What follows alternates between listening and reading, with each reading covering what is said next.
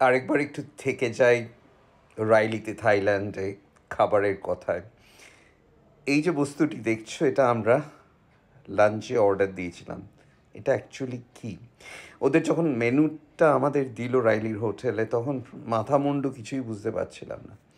তখন আমরা বললাম যে তোমরা সাজেস্ট করো কোনটা আমাদের ভালো লাগবে। মেয়েটিকে বললাম, ওয়েট্রেসকে, যে তোমার মনে হয় কোনটা আমাদের জন্য ভালো হবে।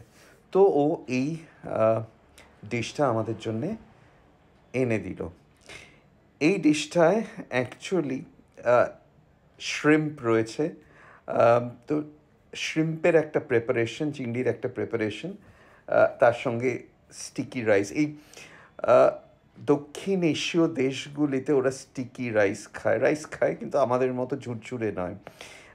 স্টিকি রাইস খায় মানে হচ্ছে যে আহ, কোথায় কোথায় ইন্দোনেশিয়া, কম্বোডিয়া, এখানে থাইল্যান্ড, এবং আমার মনে পড়ছে একজন ফিজিক্সের অধ্যাপিকা প্রেসিডেন্সি কলেজের, সে অনেক দিন কোরিয়ায় ছিল এবং সে একটি অসাধারণ বই লিখেছে কোরিয়ার ওপর। তাতে ওরা কোনো কিছুকে যদি খারাপ বা একদম ভুসিমাল বলতে চায়, বা একদম কিছু ঠিকঠাক হয়নি এরকম বলতে চায়, তখন ওরা বলে জাস্ট ইন্ডিয়ান রাইস কথাটা ইউজ করে।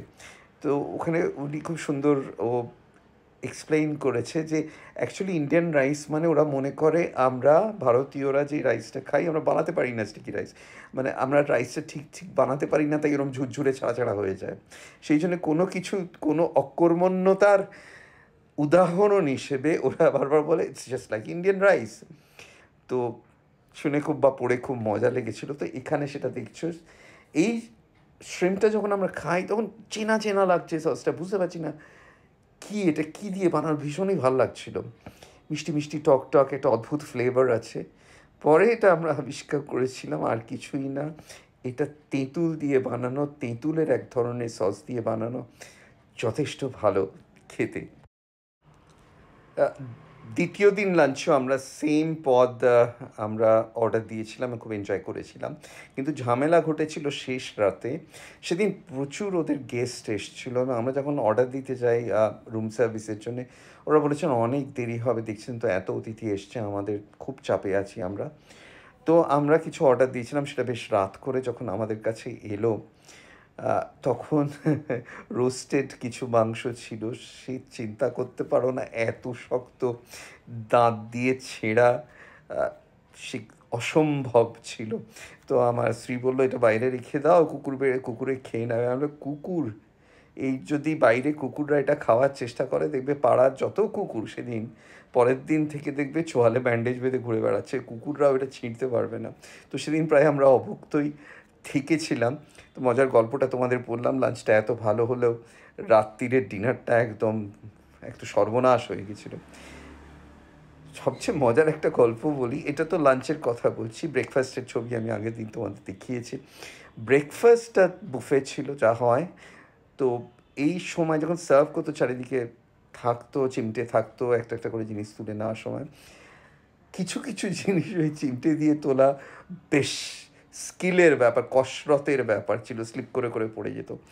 তো আমি যখন যেতাম তখন পেছনে একজন মহিলা অনেক সময় লাইনে থাকতেন, খুবই সুন্দরী, এবং কোন দেশে না আমি বলতে পারবো না। তো তার সামনে ওই আমার কেশারা এই কসরত, এবং আমি বারবার স্লিপ করে যাচ্ছি আমার হাতের চিমটে থেকে, খুবই লজ্জায় পড়তাম। তো আমি বলতাম আপনি প্লিজ এই just go ahead, just have yours, no no no you do it. আমার মনে হতো যে ভদ্রমহিলা এনজয় করতেন যে আমি কিভাবে ধ্যাড়াচ্ছি সামান্য কিছু খাবার চিমটিতে তুলে নেওয়া। যদি শুনতে পেতেন বা জানতে পারতেন আমি একজন সার্জন, তাহলে তো আরোই ভিমড়ি খেতেন। কিন্তু সার্জারির স্কিলগুলো টোটালি আলাদা, অনেক বেশি শক্ত শক্ত হাতে করতে হয়। এটা অত্যন্ত সূক্ষ্ম টাচে তুলে নিতে, তার জন্য একটা স্পেশাল স্কিল ডেভেলপ করার কথা। কিন্তু উনি কিছুতেই আমার আগে আসতেন না, তাড়িয়ে তাড়িয়ে উনি পেছন থেকে দেখতেন যে আমি কীরমভাবে ধেড়িয়ে যাচ্ছি সামান্য কিছু খাবার আমার প্লেটে তোলার জন্যে। আর আমার কথা, খুবই খারাপ অবস্থা, মানে একজন পেছনে দাঁড়িয়ে দাঁড়িয়ে দেখছে আর আমি সেটাকে কনসেন্ট্রেট করে তোলার চেষ্টা করছি, এটা বড় বড় টাফ। যখনই তুমি যদি কোনো কাজ করো যেটায় তুমি খুব খুব পারদর্শী নাও, আর কেউ যদি তোমাকে সেটা দেখতে থাকে মন দিয়ে, ভেতরে মনে মনে ফিক ফিক করে হাসে, সেই কাজ করা সত্যিই কঠিন হয়ে ওঠে। আজও আমার মনে পড়ে যে ভদ্রমহিলা কিছুতেই আমার আগে যেতেন না, পেছনে দাঁড়িয়ে দাঁড়িয়ে উপভোগ করতেন আমার এই ঠেরানো বা আমার এই পারদর্শিতার অভাব। গল্পগুলো করছি, হয়তো তোমাদের ভালো লাগবে তাই।